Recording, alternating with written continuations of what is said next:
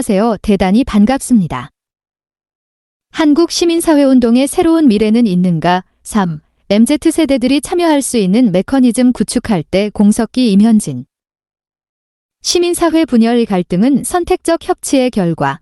이제는 능동적 주체자로 일어서야. 와일드카드 정신 지켜갈 때 진정한 국가-정당 시민사회 간 협치 가능성 열려.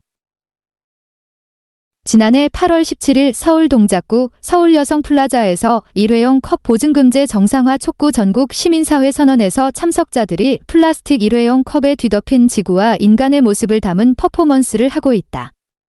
사진, 연합뉴스. 한국 시민사회는 전례 없는 복합적 위기와 중층적 위협을 마주하고 있다.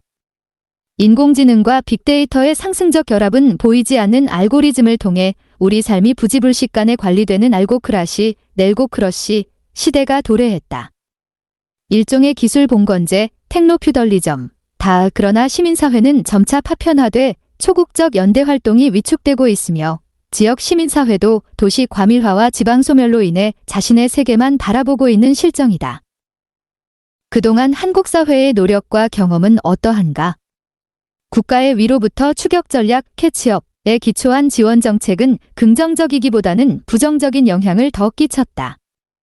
정부가 협치의 이름으로 추진한 보조금 정책은 지역 주민을 상생발전의 협력 파트너라기보다 정책 결정 및 구현 과정에서 주변화시켜왔다. 그 과정에서 주민들은 이권 갈등으로 인해 상호 불신과 반목의 개발 트라우마를 갖게 됐다. 신뢰도 하락은 선순환적 3자 관계 왜곡 때문.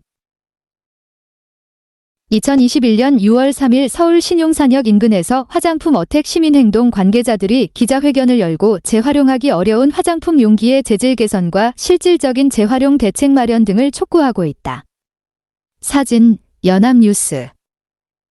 그러나 주민들이 외부에서만 그 원인을 찾아 비판한다면 그것은 반쪽짜리 문제 해결에 머물게 된다. 지역 시민사회 스스로 성숙하지 못한 성급한 제도화의 길을 먼저 성찰하는 것이 중요하다. 협치의 전제 조건인 풀뿌리 민주주의 경험이 턱없이 부족했다는 겸허한 자세가 필요하다. 심지어 지난 3년 동안의 코로나19는 국가의 귀환을 초래했고 정부는 공공선을 추구하기보다 정책 코드가 맞는 일부 시민사회단체와의 선택적 협치를 적극적으로 추진했다. 그 결과 국가사회 간의 갈등에 시민사회 내부의 갈등이 증폭되는 기익갈등 사회를 앞당겼다. 이처럼 정치기회 구조의 변화에 따라 반복되는 선택적 협치는 한국 시민사회를 더욱 분열 분절 그리고 분리해 상호 대립과 반목이 상존하는 갈등적 사회운동 사회로 전락시키고 있다. 이제 시민사회운동이 걸어온 제도화의 길을 반성함으로써 어떻게 새로운 변화를 시도할 것인가를 모색할 때다. 그렇다면 한국 시민사회단체는 어떻게 자생할 수 있을까? 한국 시민사회는 짧은 기간에 외연적으로 비영리 활동, 공익활동 그리고 사회적 경제활동까지 그 경계를 확장했다. 비록 협치의 기회와 공간을 크게 넓혔음에도 그 결과는 시민사회에 대한 신뢰도가 바닥까지 떨어지는 역설적 상황이 전개됐다. 저자들은 그 이유를 정부 정당 시민사회운동의 선순환적 3자 관계가 왜곡됐기 때문이라고 평가한다. 시민사회운동이 이것을 바로잡으려면 선순환적 자원동원의 메커니즘을 마련해야 한다. 30년 넘게 시민사회운동에 헌신했던 한 활동가는 한국 시민사회단체가 분동에서 성급하게 제도화의 길에 들어섰다고 회고한다. 이런 고백은 한국 시민사회에 대한 정부 시민사회 파트너십에 가졌던 허상에 대한 혹독한 평가다. 다수의 NGO가 협치의 일환으로 참여한 정부 정책 위탁 사업, 소위 보조금 사업은 그 규모와 범위가 상상할 수 없을 정도로 빠르게 성장했다. 물론 민관 협치를 통해 시민사회는 행정의 중요성을, 행정은 시민사회의 헌신과 열정을 상호 이해하고 학습할 수 있다는 긍정적 효과를 부정할 수는 없다. 그러나 실제 운영되는 방식을 보면 시민사회단체는 정부 프로젝트를 수행하는 위탁 수행자로 전락하고 말았다. 특히 지방정부는 경쟁적으로 중간 지원 조직을 만들어 다양한 프로젝트 공모를 통해 민관 협치의 안정적인 제도화를 마련했다. 그 틀에 들어간 지역 시민사회단체는 수동적인 협력 파트너로 그 역할이 제한됐고 그 결과 위로부터 지정된 프로젝트를 수행하는 하청기관으로 전락한 것이다. 공무원도 시민사회단체를 우리 일을 대신해주는 수동적 대행자, 에이전트로 인지하게 됐다. 지역 시민사회 활동가를 공공선 제고에 헌신하는 전문가로 인정하기보다 자신들의 지원이 없으면 생존이 위태한 지원 대상으로만 바라본다. 보조금 정책은 시민사회 활성화의 지렛대가 되기보다 걸림돌이 됐다. 지난 민관 협치 경험에 대해 솔직한 평가를 주문할 때마다 전직 시민사회 활동가 다수는 과도한 프로젝트 수행으로 더는 시민사회운동에 대한 열정 헌신을 유지하기 어려웠고 오히려 자신의 역량이 소진돼 버티기 힘들어 이직하게 됐다고 회고한다. 사람이 사라지고 경험과 노하우도 사라지니 창의적인 콘텐츠나 프로그램을 기대한 후원과 재정 지원도 끊기는 악순환을 걷게 됐다. 적지 않은 지역 시민사회단체는 다수의 활동가가 떠나고 비상근 대표와 신입 활동가 1명이 조직을 지키고 있는 상황이다. 매뉴얼 머니의 선순환적 동원 필요. 서울환경연합 활동가들이 지난해 11월 28일 정부 서울청사 앞에서 열린 복합재질 플라스틱 규제 촉구 기자회견에서 이중병 뚜껑 무덤 속 해고를 나타내는 퍼포먼스를 하고 있다. 사진, 연합뉴스. 이제 시민사회운동의 기본으로 돌아가야 한다. 시민운동단체는 공공선을 제고하기 위한 시민교육, 시민들의 자발적 토론 및 수계 플랫폼, 가치 옹호 및 사회서비스 활동 참여 촉구, 그리고 모든 활동의 투명성, 사업 결과의 책무성을 견지하는 것을 목표로 끈기 있게 나아가야 한다. 이런 기본 원칙에 충실하면서 시민 한 사람 한 사람이 건강한 시민으로 성장할 수 있는 선순환적 자원동원의 메커니즘을 구축해야 한다. 이런 진정성 있는 모습은 자연스럽게 시민사회운동에 대한 인정과 신뢰, 더 나아가 존중을 받게 해줄 것이다. 시민사회운동에서 자원동원은 동원 대상에 따라 크게 3가지로 구분된다. 인적자원, 지식 정보 노하우, 매뉴얼, 재원, 머니, 그것이다. 과연 무엇이 우선일까? 대부분 돈이 있으면 직원을 채용하고 그들의 역량을 높여 매뉴얼을 마련할 수 있다고 생각할 것이다. 그러나 이러한 접근 전략은 운동의 지속 가능성을 해치게 된다. 앞서 보조금 딜레마라고 명명할 수 있는 성급한 제도화의 길이 운동 조직의 지속 가능성에 역효과를 가져왔다는 점에서 확인된다. 조직의 지속성을 좇다 보면 사람과 매뉴얼보다 돈을 좇게 되고 주변적인 사업을 어쩔 수 없이 하게 된다. 결국 조직을 이끌어갈 사람과 그들이 중심이 돼 축적하는 콘텐츠와 매뉴얼은 빈약하게 된다. 저자들이 오랫동안 참여해온 환경운동연합이 마주한 현실이 녹록지 않다. 환경운동은 주제별로 다양화된 전문화의 길을 걸어왔고 이제는 한국 지부를 둔 글로벌 환경단체와 자원동원을 놓고 경쟁하는 구도가 만들어졌다. 물론 과거와 같은 거대 조직을 그리워하며 그것을 회복하기 위해 노력해야 한다고 주장하는 것은 아니다. 상황에 따라 체급을 줄일지라도 시민사회운동의 기본 원칙은 지켜야 한다는 것이다. 회원 활동가 전문가 그리고 자원봉사자가 자유롭게 들고 나면서 자발적으로 환경의 가치를 공감하며 그 가치를 제고하기 위해 지원하고 헌신할 수 있는 선순환적 자원동원 메커니즘을 구축하는 것이 중요하다. 하지만 안타깝게도 현실의 벽은 점차 높아지고 있다. 회원은 나이가 들어가고 있다.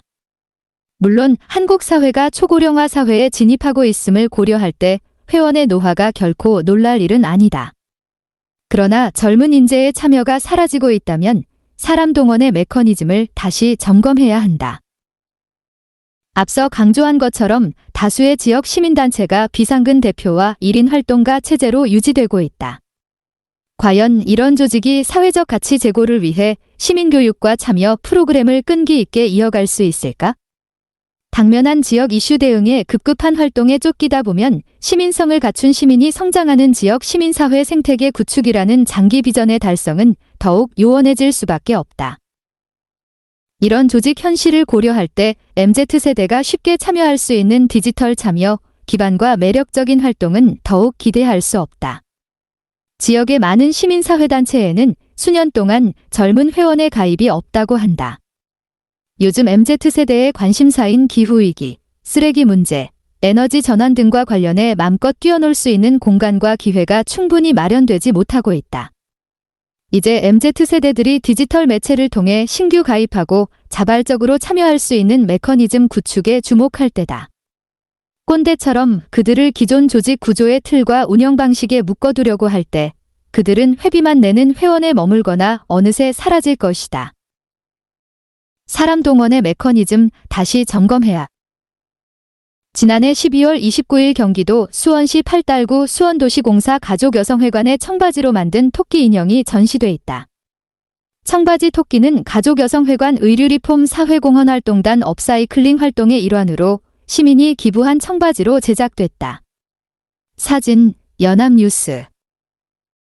실내로 자원순환과 제로웨이스트 가치에 동의하며 플라스틱 업사이클링 캠페인에 적극적으로 참여한 플라스틱 방앗간 프로젝트를 주목할 필요가 있다. 그들은 쓰레기를 만드는 기업이나 과대포장을 조장한 대형마트에 도전하는 플라스틱 어택 운동을 아래로부터 자발적으로 전개했다. 어느 한 리더가 깃발을 들고 나를 따르라 우고해서 모인 것이 아니다. 이제 시민사회운동은 당위적 주장에 대한 옹호와 지지활동에서 벗어나야 한다. 거대 조직의 깃발 아래 모여 그것을 수동적으로 따라가는 사람에게서 번뜩이는 아이디어와 노하우를 동원하기는 어렵다. 창의적으로 노하우를 발굴하고 그것을 시민과 공유하려는 능동적 시민이 맘껏 활동할 수 있도록 판을 제공해야 한다. 이처럼 가치를 공유하는 사람들의 자발적 참여를 통해 창의적인 매뉴얼을 개발 공유하는 선순환적 자원동원 메커니즘을 구축하지 않으면 소비지향 개인주의 시대의 플랫폼 사회에서 그들을 시민사회운동의 온도프 공간으로 결코 나오게 할 수 없다. 전문가 역시 생각과 태도를 바꿔야 한다. 과거처럼 자신의 전문적 지식과 경험을 일방향적으로 제공함으로써 조직 내에서 인정받으려는 자세를 버려야 한다. 사회적 책무를 갖고 수평적 관계에서 자신의 전문성을 제공하고 동시에 참여자 개개인의 소중한 경험을 귀한 자원으로 삼아야 한다. 활동가는 코디네이터로서 이런 상호작용의 장을 제공하며 그 과정에서 전문가로서 비전을 발견할 수 있게 된다. 아쉽게도 활동가가 한 분야의 전문가로 성장하는 경로가 제대로 구축돼 있지 못하다. 과거 학생운동 경험 세대는 열정과 헌신으로 조직에서 자신을 희생하며 힘든 시간을 버티고 전문가로 성장하거나 그 경험을 토대로 정치 및 정부로 이동했다. 그런데 지금은 어떠한가? 시민사회운동단체에 참가하는 경로는 인턴십 혹은 공개 채용으로 전환됐고 다수가 경제적 부담과 불분명한 커리어로 인해 2에서 3년 안에 이직한다.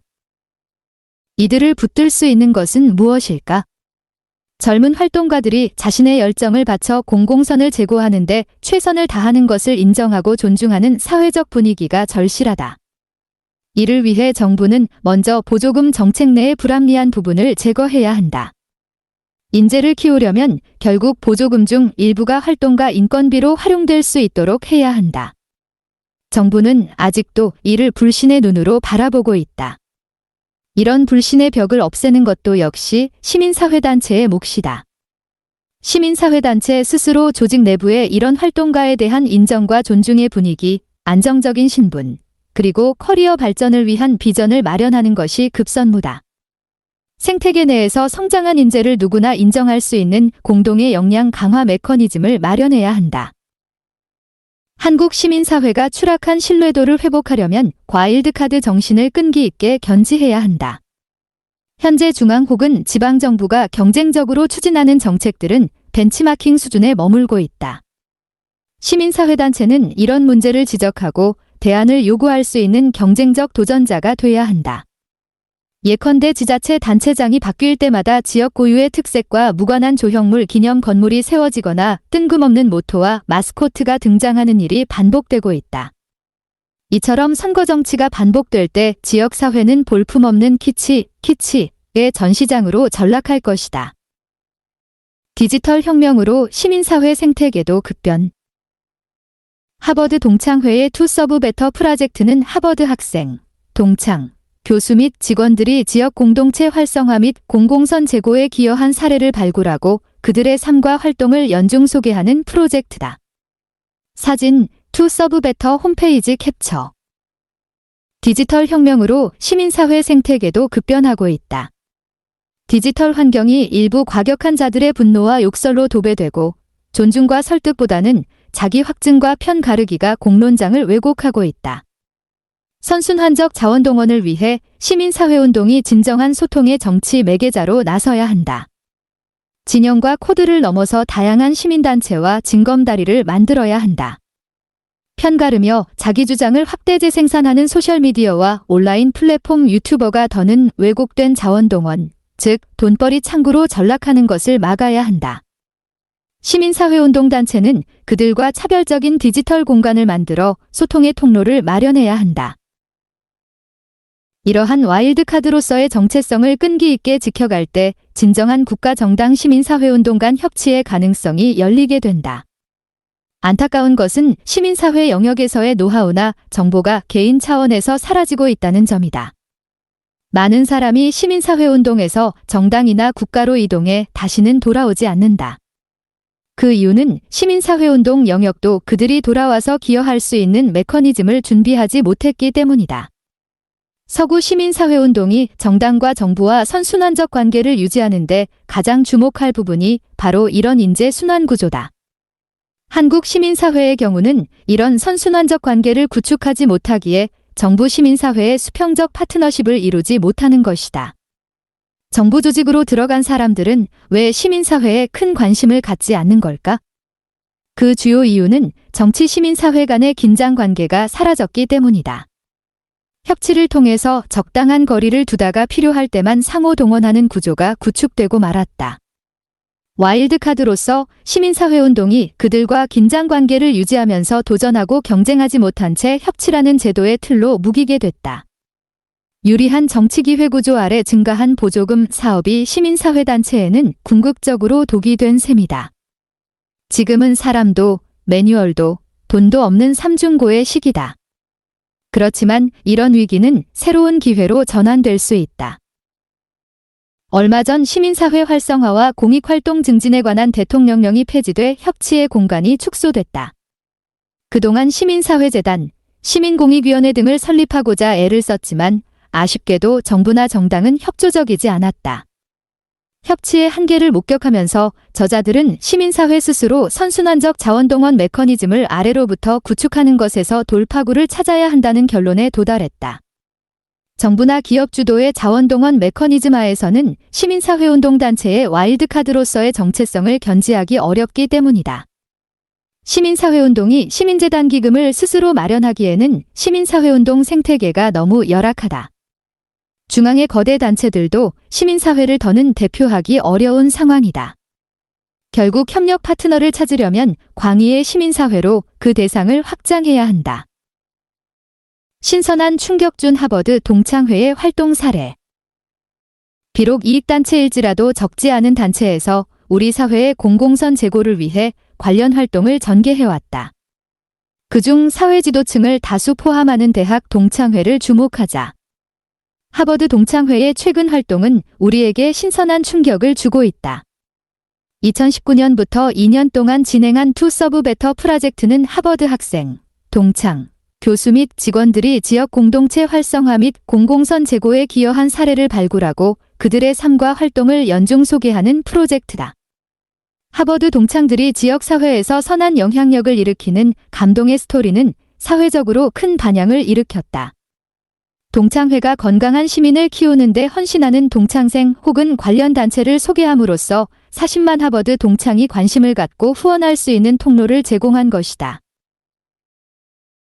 특권이 있는 곳에 책임이 있다는 하버드 동창회 슬로건이 서울대 총동창회를 비롯한 국내 여러 대학에도 긍정적 영향을 줄 수 있으리라 기대한다. 이들이 출연한 종잣돈이 지역사회의 공공선을 제고하는 시민사회운동기금을 형성하는 데 초석이 될 수 있기 때문이다. 이러한 활동이 지속해서 이어진다면 지역 시민사회 스스로 자생적인 중간 지원 조직을 구성할 수 있는 기반이 될 수 있다. 이처럼 시민사회운동단체들도 이런 새로운 변화와 흐름에 주목하고 연대와 협력의 틀을 확장할 필요가 있다. 물론 정치적 동원을 늘 경계하면서 운영과 회계의 투명성, 그리고 사업 결과에 대한 책무성을 담보할 수 있는 제도적 기반을 마련하는 것도 동시에 추진해야 한다. 이것이 전제되지 않으면 연고주의와 불투명한 운영체계라는 걸림돌에 계속해서 넘어지게 될 것이다.